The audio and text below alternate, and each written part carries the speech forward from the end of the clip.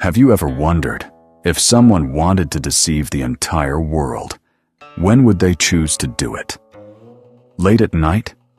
In the shadows? When no one is watching?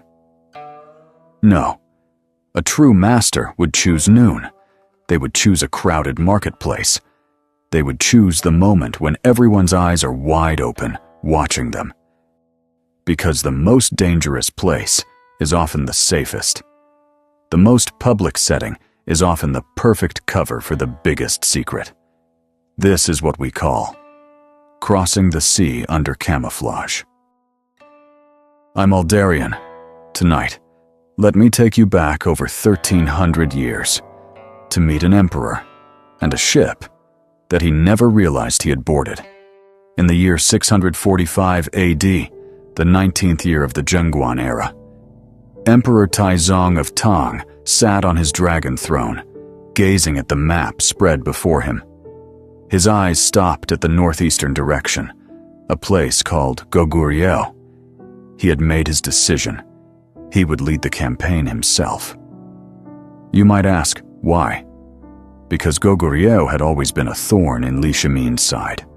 This regime, entrenched in the northeast, relied on its distant mountains to block imperial reach. It repeatedly raided the borders, and even blocked Silla and Baekje from paying tribute to the Great Tang. Li Shimin sent envoys to warn them. It didn't work. He sent armies to intimidate them. Still, it didn't work. In the end, the Heavenly Khan, who had never lost a battle in his life, made a decision. This time, I'll go myself. That spring, on the official road outside Chang'an, 100,000-strong army stretched for dozens of liye. Banners blotted out the sun. Drums shook the sky. Li Shimin rode his warhorse in the middle of the formation. He would personally crush Goguryeo and make this disobedient kingdom remember the name of the Great Tang forever. Everything went smoothly. Until they reached the sea. This was a body of water called the Liaodong Sea. Li Shimin stood at the shore, looking at the gray-blue water stretching endlessly before him. Suddenly, he stopped. His expression changed, because he remembered another body of water. 20 years ago, he had also stood by the water's edge. It was a river outside Luoyang called the Luo River. The water wasn't deep, only waist-high. But that river had stopped his father, Li Yuan. That battle nearly uprooted the newly established Tang dynasty before it could even find its footing. Li Shimin would never forget that image, his father standing by the shore, helpless, the soldiers staring at the river, their eyes filled with fear. And on the opposite bank, over 100,000 enemy troops, waiting. They won that time, but it was the closest he had ever come to defeat. And now, Li Shimin looked at this ocean with no end in sight. He said nothing. Behind him, the 100,000-strong army had also stopped. The soldiers looked at the sea and began to murmur. Northerners weren't accustomed to water. It was their natural weakness. Some said there were giant fish in the sea that could swallow an entire ship. Some said, when the wind and waves rose on the ocean, ships were like leaves. They could capsize in an instant. These words, one by one, reached Li Shimin's ears. He didn't turn around. He didn't speak. But everyone knew. The emperor was hesitating. It was at this moment that someone stepped forward. His name was Xue Rengui. At that time, he was still just an ordinary general. Not famous. No powerful connections. But he made a decision. He would deceive the emperor and get him across this sea. Xue Rengui's method sounded almost like a fantasy. He didn't build ships. He didn't train troops on water. He didn't study nautical charts. The first thing he did was build a house. A few days later, a massive mansion suddenly appeared by the sea. Intricate carvings, imposing grandeur. Red silk hung at the entrance, as if celebrating some joyous occasion. The soldiers all wondered, Whose house was this? How did it suddenly appear here? Word soon reached Li Shimin's ears. A general named Xue Rengui claimed he had acquired a new property by the sea and humbly invited the emperor to honor him by sharing a cup of wine.